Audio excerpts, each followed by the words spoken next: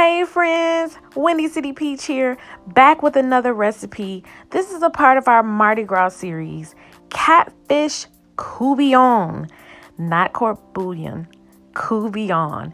It is inspired from New Orleans. You guys, it is a catfish stew that is so good. I had it for the first time several years ago when I went to New Orleans, and when I got back home, I knew I had to duplicate the recipe. It's gonna take a little bit of concentration, but I believe you can do it. Come along. So this recipe is in two parts. First, we're going to fry the catfish fillet, and then we're going to make the stew. I used the same frozen catfish fillet that I had in my recipe with the catfish po' boy. And like the other recipe, I do dry my catfish before I put them in the batter. Now, you may be wondering why I don't dip it in an egg wash or something like that, but that is because you want this catfish to be very, very crispy because it's going to go into the stew. We don't want it to be soft with an egg wash or anything like that. And just another little tip to you guys, you can spray down the fish with olive oil to let the batter stick to the fish more so it won't fall off in the grease. That's something I forgot to do on the front end, so I end up having to spray it with some of the batter on there, and then I just put some more batter on there. I love this tip because I promise you the batter will stick to it like glue because of the olive oil. So remember to do that. I like to fry my fish in peanut oil. I like the finish of peanut oil as opposed to vegetable oil, which to me is a little heavy. But with peanut oil, it gives your fish a nice finish. I also like to fry my chicken in peanut oil. I believe it's a little healthier, but it's also just a cleaner fry. So you'll see that the fish is now frying. It doesn't really take long to fry filet fish.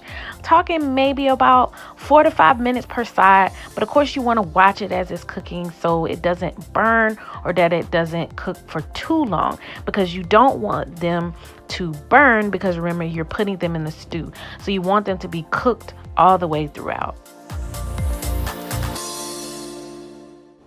And after about 5 minutes, I flip them over to the other side. I also like to fry chicken and fish in my cast iron skillet. Any seasoned cook will tell you that that is just the best way to fry fish or to fry chicken, because that cast iron skillet just holds the temperature and it gives it a consistency just a regular skillet will not. So you see that the fish is golden brown, and I decided to flip it a little bit more so it was nice and crispy, but you want to make sure that it's cooked throughout.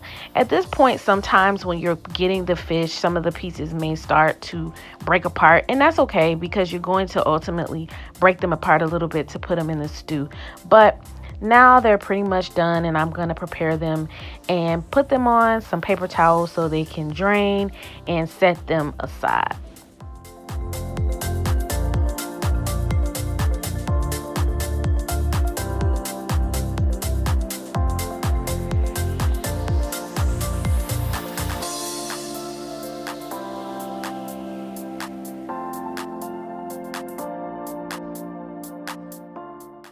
Now it's time for us to make our stew.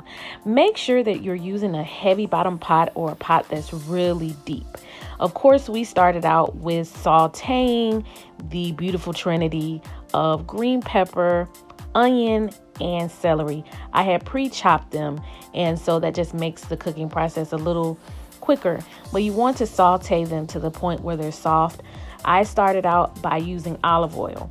Even though I'm going to add butter later, I first saute my vegetables in the olive oil. Also, remember, get a pot that is not only deep but has a top, because there's going to be times when we put the top on and we take it off. It is all a part of the process. You did see that I added a little bit of Cajun seasoning to the sauteed vegetables, and that was just to kick it up just a notch. That is what I would say an optional part of the process. It just depends on how spicy you want this catfish courtbouillon to be. I like mine to have a little kick, but I don't like it to be too spicy.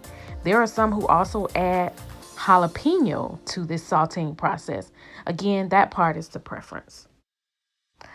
Now that our vegetables are getting softer and softer, it is time to make the roux. ROUX. So what I added to make the roux was, first I added some butter, about 2 tablespoons, and then I added some flour. You'll notice that the color of the juices will start to change.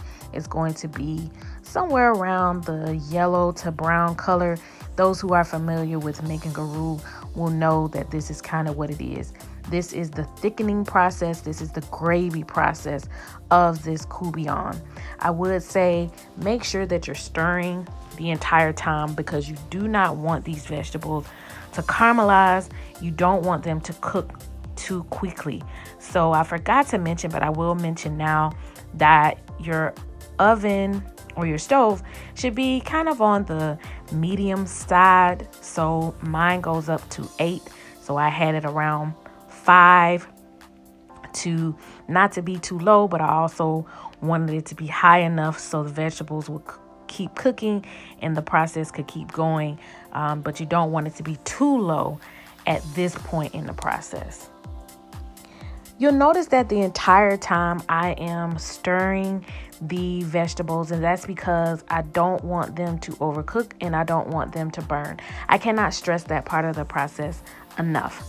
Now you'll notice that I will add the onion soup mix. I would probably say that's probably one of my worst kept secrets now that I've started doing these videos. Something about that onion soup mix just works in probably the vast majority of my recipes. I don't know what it is. It's something about that onion soup. Of course, it has a gravy base to it, and so that also helps with the thickening process. I will also eventually add 2 cups of water, and so you'll see that the gravy color will start to change and it'll start to look like gravy. But no fear, we're going to be adding enough products to this process, so you'll see that the stew is starting to thicken up and the gravy is starting to look more like gravy. For those who've made a roux before, this is very similar to that part of the process. I decided to add cream of celery, but you can definitely add cream of mushroom. I've also seen people add cream of shrimp and things that have a cream base. I like to add cream of celery because it goes along with the vegetables that I already have in there. With the catfish courtbouillon, you can certainly add cream of shrimp. I just have not seen that on sale. Plus, I have a shellfish allergy, so that's definitely not something that I'm going to be putting in my courtbouillon. Now our roux is made. It's nice and thick. At this point, we can add the vegetable stock. You can also add chicken stock and beef stock. I would just encourage you to be careful about the beef and the chicken stock because they do have a saltiness that may not work. Now we're going to add the rotel. It has diced tomatoes, green chili peppers, and all of that in there. You can definitely add some diced tomatoes, just a regular can of diced tomatoes, but I like the rotel because it has that spiciness that you need for the recipe. I added 2 cans of the rotel diced tomatoes. You'll see that the color of the roux is starting to turn red, and that is because of the addition of the tomatoes. I then covered the top for about 10 to 15 minutes. Then I added some stewed tomatoes as well as some tomato sauce. That is how you will ultimately get that color to be more red, but you don't want to add the tomatoes on the front end. You're going to place the top on for a little while and allow it to stew. I would probably say place it on low for about 15 to 20 minutes. This is a kind of different recipe because it's one of those low and slow kinds of things. And I already know somebody is probably going to ask, is this something that I can make in my crock pot? When I have made it in the crock pot, I did start a good portion of the process on the stove. So yeah, you can make it in the crock pot, but there's a portion that may be necessary for you to put on the stove. Periodically, during the time where the top was coming on and off, I was checking to make sure that it didn't overcook, that there were no contents that were burning and there were not. And then I started to notice that there was some foam at the top.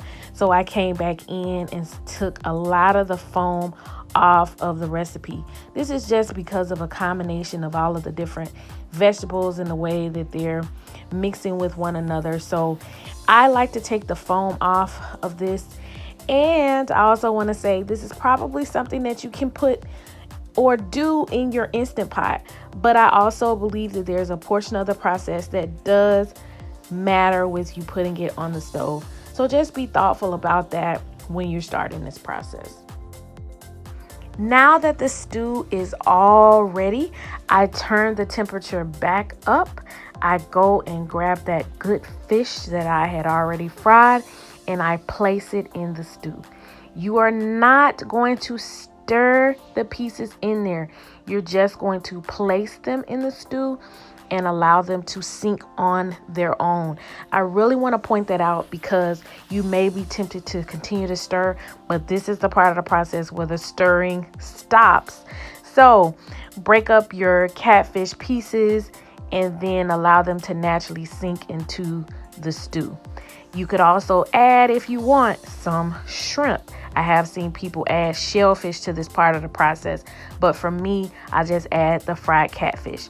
I also have seen this recipe with just raw catfish, but of course, you know that if it's not already cooked, that part will take a little longer so the fish can actually cook up in the stew. Once you've placed the fish in there, you're going to put your top on and allow it to sit for another 15 to 20 minutes. This is one of those low and slow type of deals. I know I like to show you guys those good recipes where everything is so quick and easy, but I had to show you one that takes a little longer. But I promise you, it is well worth the wait. Now you can see the small pieces of fish that have broken up throughout the stew. And that's what I love so much about this catfish courtbouillon, because the fish is just hidden throughout and you don't even really know what you're eating, but you just know that it's good. And that's also why I like to fry the fish before, because it's just a little bit of crunchiness that adds to that flavoring and texture of the courtbouillon. I really wanted to slow this down so you can really see how the fish goes in throughout the courtbouillon or the stew and you can just see how good it tastes. The thickness of the roux is there, but you also have the lightness with the vegetable broth. Make sure you follow this recipe exactly how I layered it, because it's not one of those that you can dump them all in the pot. Each part of the process is very important.